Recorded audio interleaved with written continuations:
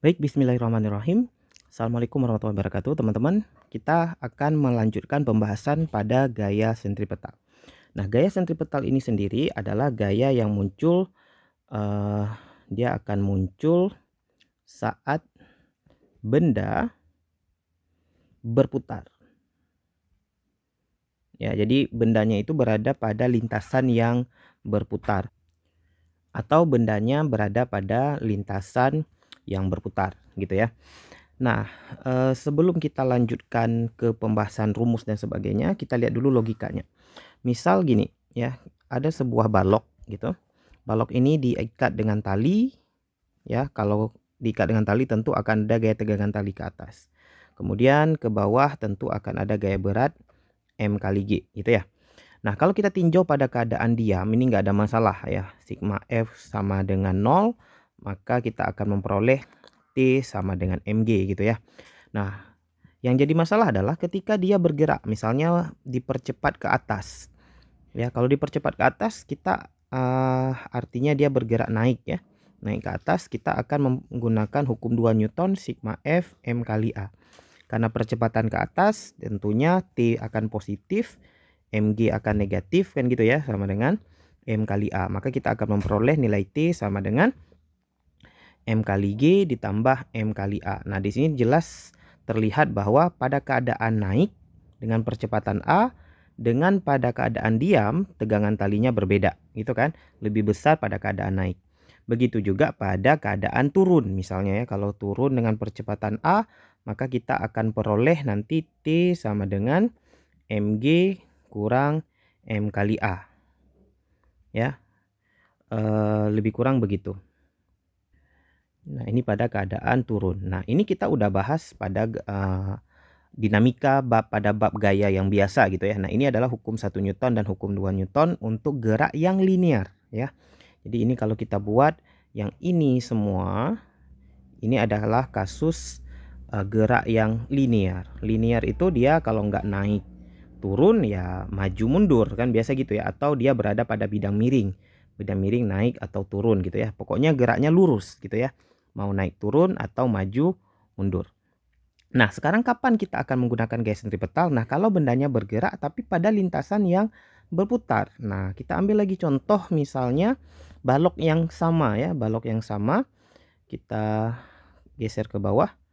Nah, kita ambil contoh juga balok yang sama diikat dengan tali gitu. Kita buat talinya agak sedikit lebih panjang, diikat dengan tali T ya. Tegangan talinya T, ke bawah ada gaya berat mg.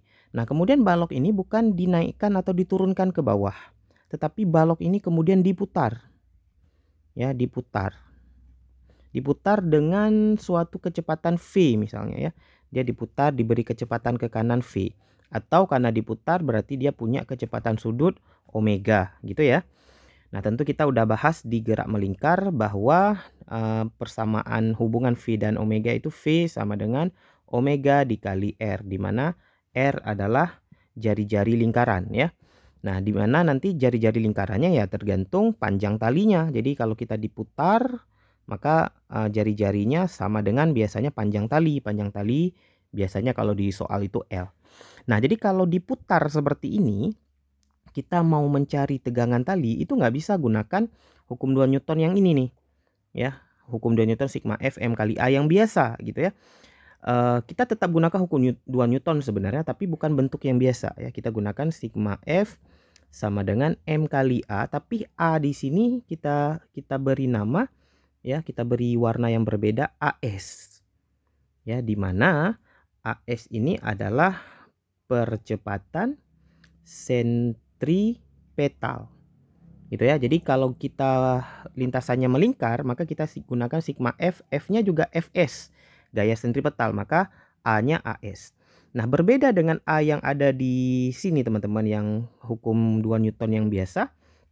Kalau A yang ada di sini, kalau kita turunkan, A itu rumusnya adalah delta V per delta T gitu ya, percepatan linear yang biasa. Sementara percepatan sentripetal ini bukan delta V per delta T.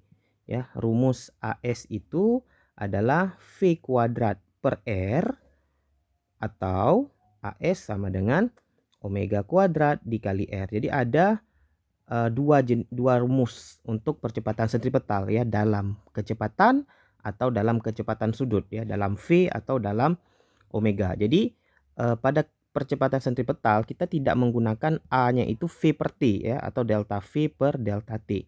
Tapi kita gunakan V per R, V kuadrat per R atau omega kuadrat kali R. Oke, kita kembali ke kasus kita.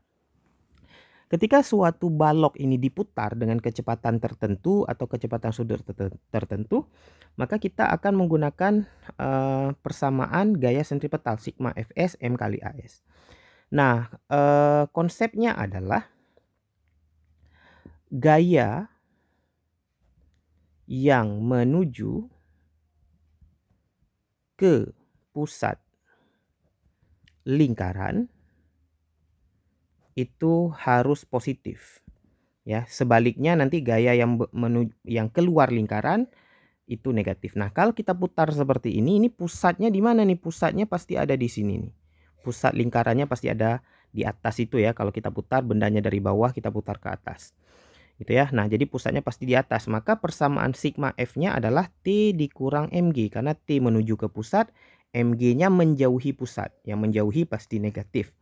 Sama dengan, nah kalau diketahuinya V, kita buat M V kuadrat per R. Kalau diketahuinya dalam soal omega, kita pakai M omega kuadrat kali R ya gitu. Jadi percepatan sentripetalnya diganti dengan V kuadrat per R. Nah, dari sini kita akan peroleh nilai T sama dengan M kali G ditambah M kali V kuadrat dibagi R. Ya, maka maka tegangan tali pada keadaan benda diputar itu nilainya seperti ini teman-teman. Ya, sementara pada keadaan dinaikkan atau diturunkan nilainya seperti ini. Sebenarnya mirip sih ya, kalau ini tadi kan mg tambah ma ya.